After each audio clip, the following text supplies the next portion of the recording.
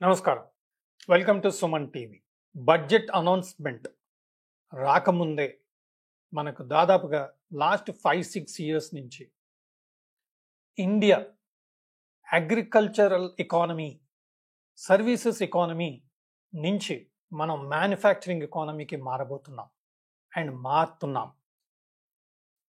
Apple ఇండియాలో production start చేసింది. Tesla ఇండియాకి వస్తుంది. దీనికి కారణం ఏంటి? India focus on manufacturing. గత లాస్ట్ 1-2 ఇయర్స్లో మ్యానుఫ్యాక్చరింగ్ సెక్టర్ దాదాపుగా 10% గ్రోత్ చూపించింది. That is abnormal growth. ఎందుకంటే మనం మ్యానుఫ్యాక్చరింగ్ ఎకానమీ కాదు.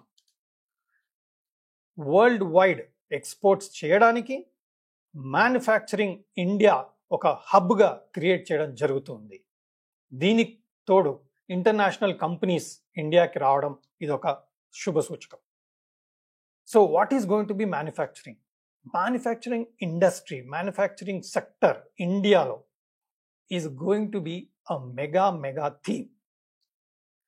సో మనం ఇలాంటి మ్యానుఫ్యాక్చరింగ్ కంపెనీస్లో జస్ట్ జాబ్స్ వెతుక్కోవడమే కాదు, జస్ట్ మ్యానుఫ్యాక్చరింగ్లో బిజినెస్ ఎస్టాబ్లిష్ చేయడమే కాదు, మ్యానుఫ్యాక్చరింగ్ సెక్టర్లో ఇన్వెస్ట్మెంట్ చేయడం కూడా ఒక ఇంపార్టెంట్ ఆస్పెక్ట్.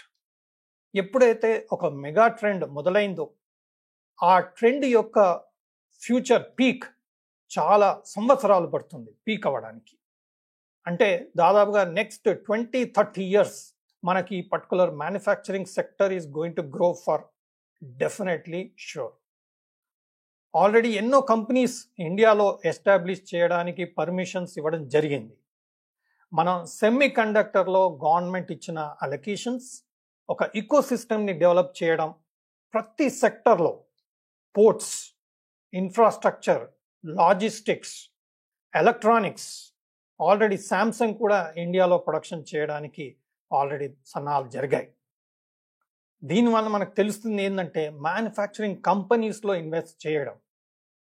మన ఇన్వెస్ట్మెంట్ చిన్నగా ఉంది, తక్కువ ఉంది అనేది కాదు, బట్ ఆ ఇన్వెస్ట్మెంట్ మల్టిపుల్ టైమ్స్ గ్రో అవ్వాలంటే వేటిలో ఫోకస్ చేస్తే ఈ పర్టికులర్ రిటర్న్ మనం చూసే అవకాశం ఉంది అంటే అందులో ఈ పర్టికులర్ మ్యానుఫ్యాక్చరింగ్ సెక్టర్ ఒక థీమ్గా డెఫినెట్గా కనపడతా ఉంది. సో జస్ట్ మనకు జాబ్స్ పెరుగుతాయి, మనకు బిజినెస్ ఆపర్చునిటీస్ పెరుగుతాయి అనేదే కాకుండా మన ఇన్వెస్ట్మెంట్ కూడా మంచి గ్రోత్ వచ్చే అవకాశం మాత్రం మ్యానుఫ్యాక్చరింగ్ సెక్టర్లో ఉంది.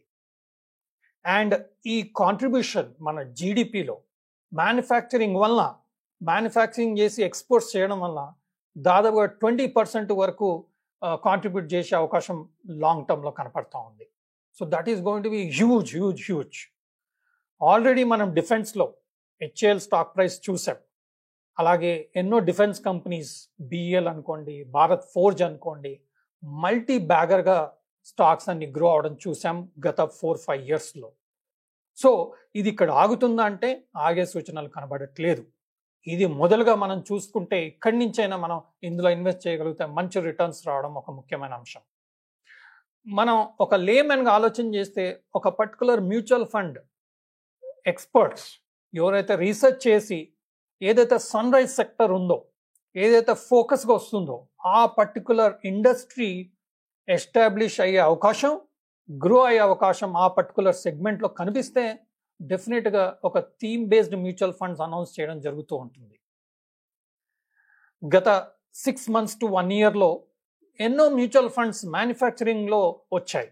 అంటే వారు చేస్తున్న ఇన్వెస్ట్మెంట్స్ ఓన్లీ మ్యానుఫ్యాక్చరింగ్ కంపెనీస్లో మాత్రమే చేస్తారు, సర్వీసెస్ కంపెనీలో చెయ్యరు. It's a easy method. మనకు ఏంటంటే మ్యానుఫ్యాక్చరింగ్ మ్యూచువల్ ఫండ్ ఏది, అందులో ఇన్వెస్ట్ చేయడం.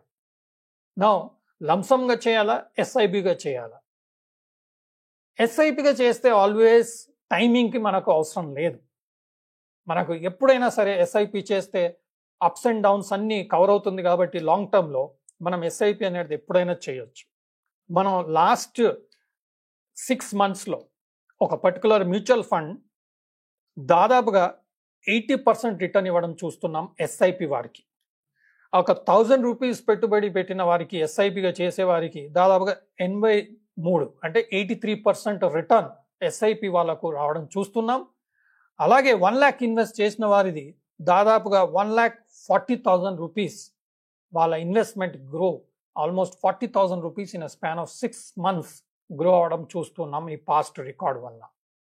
ఇది ముందుకి కంటిన్యూ అవుతుందా లేదా అనేది మనం పక్కన పెట్టేస్తే మ్యానుఫ్యాక్చరింగ్ ఫోకస్ డెఫినెట్గా ఇండియాలో వస్తుంది.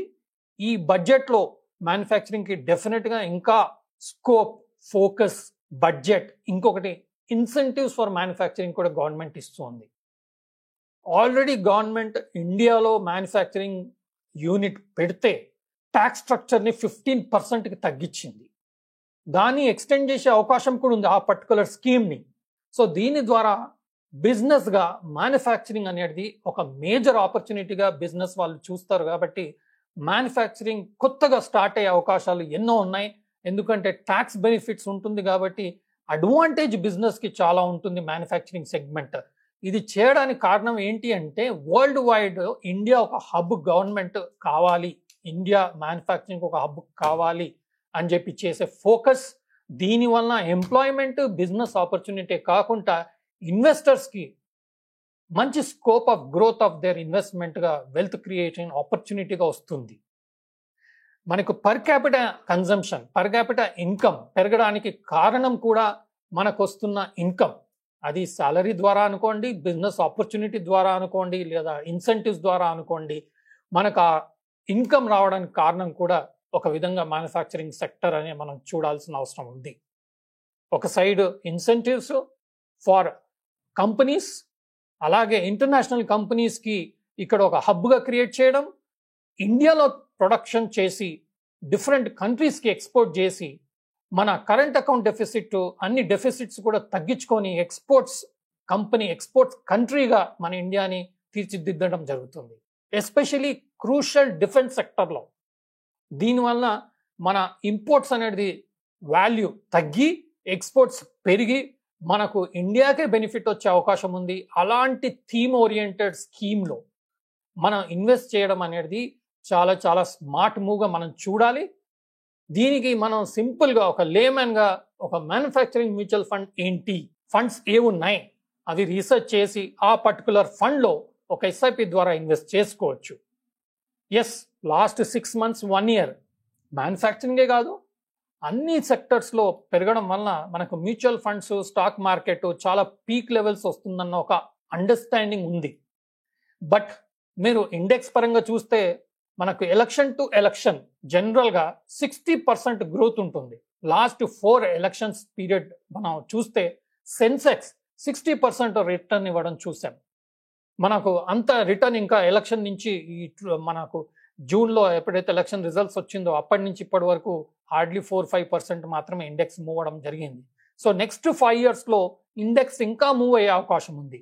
బట్ ఇంటర్మీడియట్లో ఒక పర్టికులర్ పీరియడ్లో కొంత కరెక్షన్ అయ్యే అవకాశం ఉంది. 10-15% కరెక్షన్ అయ్యే అవకాశం ఉంది.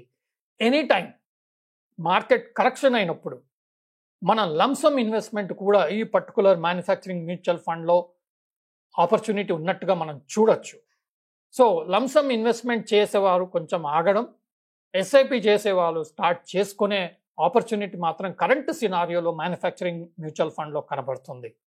అండ్ ఎప్పుడైతే మార్కెట్ డౌన్ ఉంటుందో మనం పర్టికులర్ ఎస్ఐపిని స్టెప్అప్ కూడా చేసుకుంటే మనకు లోవర్ లెవెల్లో ఎక్కువ ఇన్వెస్ట్మెంట్ ఉంటుంది కాబట్టి మనకు యావరేజ్ ప్రైస్ తగ్గి లాంగ్ టర్మ్లో మనకు రిటర్న్ అనేది హ్యూజ్గా ఉండే అవకాశం ఉంది.